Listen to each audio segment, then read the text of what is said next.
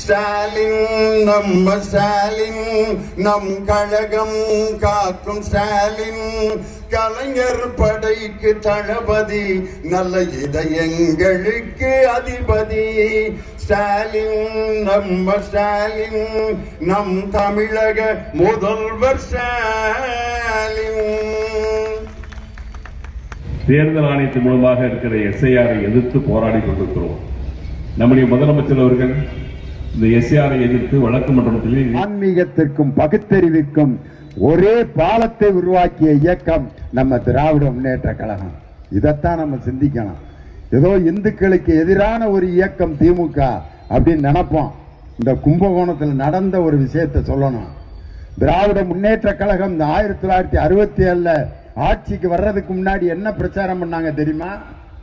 திமுக ஆட்சிக்கு வந்துருச்சு, கோயிலெல்லாம் மூடிடுவாங்க, நம்ம சாமியே கும்பிட முடியாது, விபூதி அடிக்க முடியாது, திருவிழா கொண்டாட முடியாது, எல்லாத்தையும் தடை பண்ணி விடுவார்கள். காரணம், அவர்கள் நாத்திகர்கள், அவர்கள் சாமியை நம்ப மாட்டாங்க அப்படின்லாம் பிரச்சாரம் பண்ணாங்க. ஆனா 67 ஆட்சிக்கு வந்த உடனே இந்த கும்பகோணத்தில் மகாமகம் திருவிழா நடந்தது.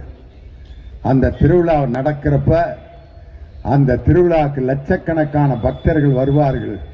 அவர்களுக்கு போய் செய்ய வேண்டிய வசதிகளை எல்லாம் செய்து கொடு என்று பேரறிஞர் அண்ணா யாரை அனுப்பி வைத்தார் என்று சொன்னால், அன்றைய பொதுப்பணித்துறை அமைச்சராக இருந்த முத்தமிழறிஞர் டாக்டர் கலைஞர் வந்து இந்த மகாமகம் கோயில்ல எல்லா பக்தர்களுக்கும் வசதிகளை செய்து கொடுத்து ஒரு சின்ன அசம்பாவிதம் கூட நடக்காம அன்னைக்கு 67 அந்த பக்தர்கள் அருமையா தன்னுடைய ஆன்மீக வழிபாட்டை செய்வதற்கு உதவி செய்த இயக்கம் திராவிட முன்னேற்ற கழகம்.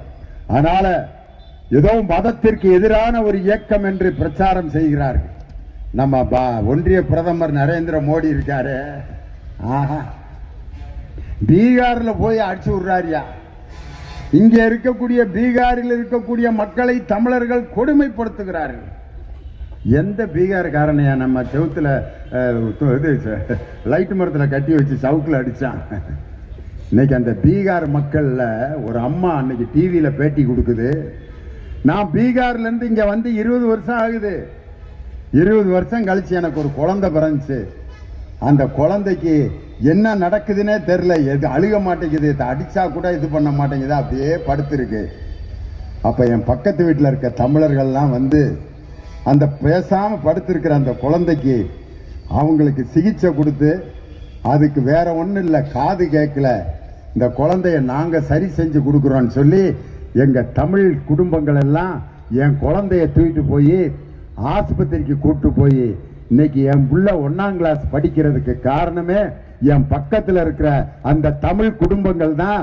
என் பிள்ளைய இன்னைக்கு உயிரோட இன்னைக்கு என் பிள்ளை பள்ளிக்கூடத்தில் படிக்கிறதுக்கு அவங்க தான் காரணம். உண்மையிலே எங்களுக்கு அண்ணன் தம்பி அக்கா தங்கச்சி இல்லை, ஆனால் இந்த தமிழர்கள் தான் எங்களுக்கு உறவினர்களாக இருக்கிறார்கள்னு டிவியில ஒரு பீகார் பெண் தமிழ் பழகி பேட்டி கொடுக்குது. இன்னொன்னு என்னன்னா, பீகார்ல இருந்து இங்க வந்து படிச்ச ஒரு பொம்பளை பிள்ளை தமிழ்ல 93 மார்க் வாங்கி அன்னைக்கு முதலமைச்சர்கிட்ட பரிசு வாங்குது. அப்ப அந்த அம்மா சொல்லுது, நாங்க பீகார்ல இருந்து 23 வருஷம் வந்தோம், ஆனா தமிழ் பிள்ளைங்களை விட பீகார்ல இருந்து வந்து படிச்ச ஒரு பொண்ணு 93 மார்க் வாங்கி இருக்கிறது. உண்மையிலே இந்த தமிழ் மொழி மேல எங்களுக்கு பற்று வந்துருச்சுன்னு சொல்லி இவ்வளவு சந்தோஷமா பீகார் மக்களோட நம்ம வாழ்ந்துகிட்டு இருக்கோம். ஆனா நம்பால அங்க போய் பீகார்ல இருக்கிற மக்களை தமிழர்கள் துன்புறுத்துகிறார்கள் அப்படின்னு டுபாக்கூர் விட்டார். இப்படி மக்களை பிரித்த மதத்தாலும் இனத்தாலும் மொழியாலும் பிரிக்கின்ற அந்த சதி திட்டத்தை முறியடித்து தமிழர்கள் என்ற அந்த ஒற்றுமையை பாதுகாத்து, நமது தமிழர்களுடைய ஒற்றுமையை பாதுகாத்து